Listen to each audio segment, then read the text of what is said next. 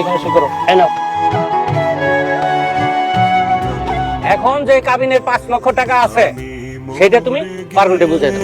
তোমার হৃদয়ে রেখো না টাকা ভাগাভাগি করতে খাওয়া দাওয়ার একটা খরচ আছে না, জামা কাপড় একটা খরচ আছে না, আমাকে তো কোনো আয় ইনকাম নাই, তোর এই টাকাটাকে আমরা খরচ করবো।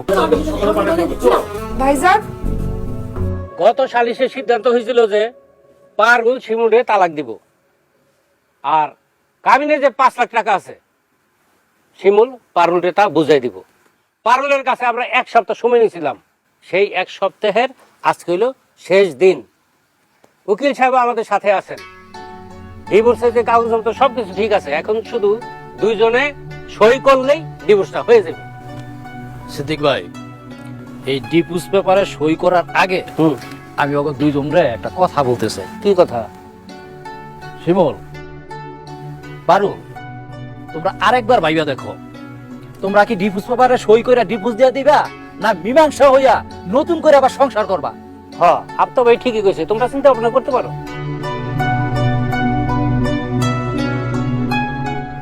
না চাচা, আমার ডিভোর্সটা দিয়ে দেন আর কাবিনের 5 লাখ টাকা দিয়ে দেন, আমি মীমাংসা চাই না। চাচা, পারুল যা চায় তাই করে, খামাখল লোকের জোরাজুরি করেন না। তার মানে সিদ্ধান্ত হইলো ডিভোর্সই হইব। আরে আরেকবার ভাইরা দেখ, এত বড় সিদ্ধান্ত নেওয়াটা আমি কইছিলাম। চুপ করে দাও বাপরে, আর ভাবনা চিন্তার কিছু নাই। চাচা, ডিভোর্স হবে ঠিক আছে, কিন্তু ডিভোর্সের লগে লগে কাবিনের পুরো 5 লক্ষ টাকা বুঝে দিতে হইব। আর ও যদি 1 পয়সাও কম দেয় তাহলে ওই পিলারের লগে বান্ধ ধরে পিটাবো। মাতবর কাকা, বড় ভাইজান ঠিকই কইছে, তালাক যদি এখন হয় কাবিনের টাকা এখনই দেওয়া লাগবো। ওরে জিগান, ও কাবিনের 5 লক্ষ টাকা আনছে কিনা। শিমুল, আমি জানি তোর চাকরি বাকরি নাই, কিন্তু কাবিনের টাকা তো দেওয়াই লাগবো।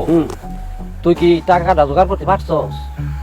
ও চাচা, টাকা আমার লগেই আছে।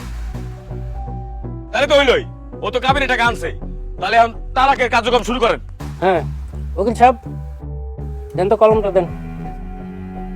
কোন জায়গায় সই করবে? এখানে তো? এখানে এখানে এই নাও, তুমি আগে সই করো। আসো। আহা, টেনশনের কি আছে, দিয়ে দে।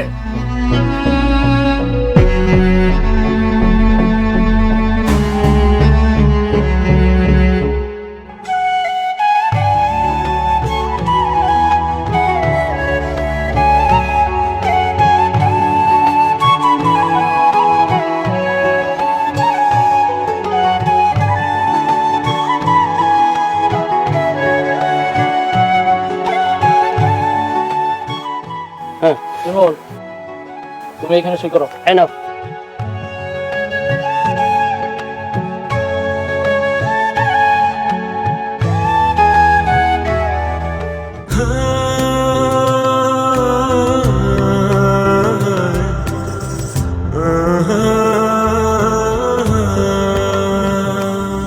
আমি মরে গেলে তোমার হৃদয়ে রেখো না মোর নাম। আমি মরে গেলে তোমার হৃদয়ে রেখো না মোর নাম। তুমি যে দুইজনে সই হয়ে গেছে, এখন থেকে তোমরা আর স্বামী স্ত্রী না। বেসেছিলাম, এখন যে কাবিনের 5 লক্ষ টাকা আছে সেটা তুমি পারুলকে বুঝাই দাও। তোমার হৃদয়ে রেখো না মোর নাম।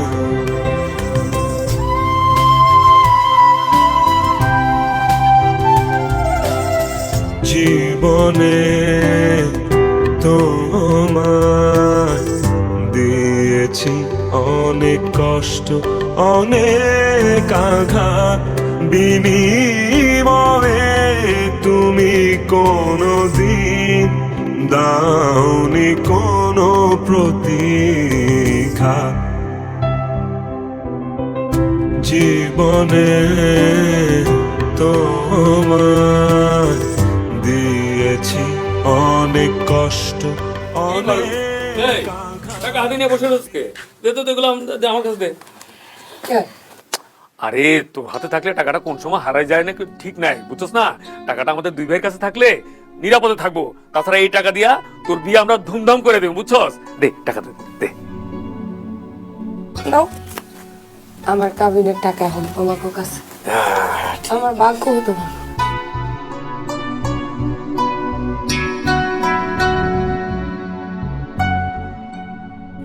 কামাল, এখানে দেখতো কোন কত আছে, তাহলে 50 কোটি টাকা, আমরা 50 এনে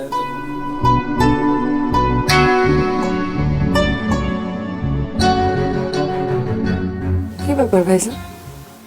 এই টাকা দিয়ে বলে আমারে বিয়া দিবা, ইটালি পাঠাই দিবা, তো টাকা ভাগাভাগি করতেছো কেন?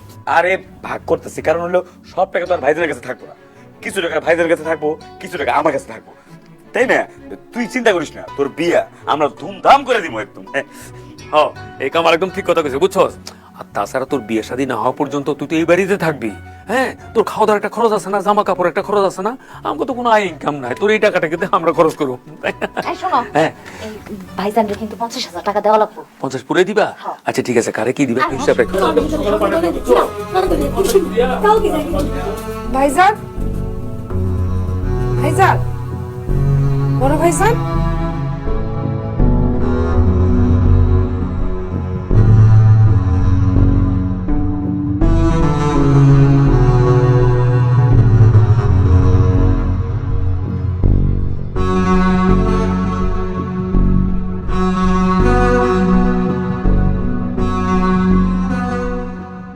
পারুল,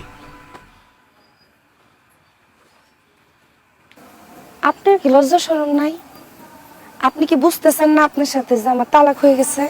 হ্যাঁ, আপনি তারপরে কিসের জন্য বারবার আমার বাড়ির উঠানে আসেন? হায় হায়, আপনি মায়ের লয়েছেন? বৌমা, তুমি ভাইবো না শিমুল আর তোমার মিল মীমাংসা করার লাইগা তোমারে বুঝাইতে আইছি। আসলে আমরা সারা জীবনের লাইগা এই এলাকা ছেড়ে চলে যাইতেছি।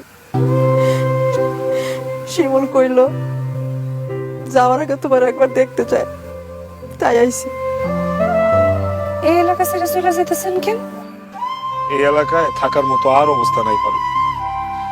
আমাদের তো জায়গা সম্পত্তি এমনি কিছু নাই, যা ছিল বাপের ভিটা বাড়িটাই ছিল। সেই ভিটা বাড়ি বিক্রি কইরা আর মায়ের কিছু গয়না ছিল সেগুলা বিক্রি কইরা তোমার কাবিনের টাকাটা দিছি। যে লোকটা আমগর ভিটা বাড়িটা কিনছে সেই লোক কইছিল যে আমরা মিনিমাম 1টা বছর এনে থাকতে পারবো, কিন্তু কালকে রাতে হঠাৎ করে আয় কইতেছে এখানে নাকি তারা খুব শীঘ্রই বাড়ি করব, বিল্ডিং করব, আমরা যেন তাড়াতাড়ি চলে যাই। সেই জন্য আমরা চলে যেতেছি। কই যাবেন তাইলে এখন? কই যাবো জানি না, কিন্তু এই গ্রাম ছেড়ে অনেক দূরে চলে যেতেছি। যাওয়ার আগে ইচ্ছা ছিল তোমার শেষ একটা বার দেখা যাবো, সেই জন্য তোমারে দেখতে আসছি। জানি না এই জীবনে তোমার সাথে আর কোনোদিন দেখা হইব কিনা পারো। তুমি ভালো থাইকো, সুস্থ থাইকো, নিজের যত্ন নিও। আমি যেখানেই থাকি সারাটা জীবন তোমারই ভালোবাসবো, সারা জীবন তোমার স্মৃতি বুকে ধরে বেঁচে থাকবো। তোমার যদি আমারে কোনোদিন দরকার হয় আমার একটা বার স্মরণ করে পারো, আমি তোমার সামনে হাজির হব। পারুল, তোমার মনে আছে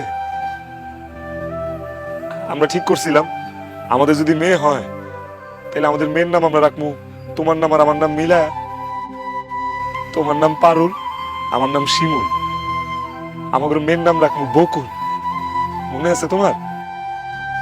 তুমি যদি আরেকটা বিয়া করো, সেই ঘরে যদি তোমার একটা মেয়ে হয়, তুমি সেই বাচ্চার নাম বকুল রেখো। আমি চেষ্টা করব। পারুল, তুমি জানো তুমি যখন আমার শিমুল বলে ডাক দিতা আমার বুকটা খুশিতে ভরে যেত। আমার মনের মধ্যে অনেক কষ্ট পারো, তুমি কি আমার একটাবার শিমুল করে ডাক দিবা? বিশ্বাস করো, তুমি যদি আমার একটাবার শিমুল করে ডাক দাও আমার ভিতরে যত কষ্ট আছে সব শেষ হয়ে যাবো। তুমি আমারে যা যা কষ্ট দিছো আমি সব ভুলে যাবো, কিচ্ছু মনে রাখবো না। একটাবার ডাক দাও না আমার শিমুল করে, দিবা না পারুল? ডাক দাও না একটাবার, একটাবার কও শিমুল, একবার শিমুল, একটাবার শিমুল কও পারুল, একবার আর বলুন না, একটাবার শিমুল করে ডাক দাও। আম্মা ও একটাবার শিমুল করে ডাকুক, খারাপ পারুল একটা পারুল একবার ডাক দাও না শিমুল কয়া পারুল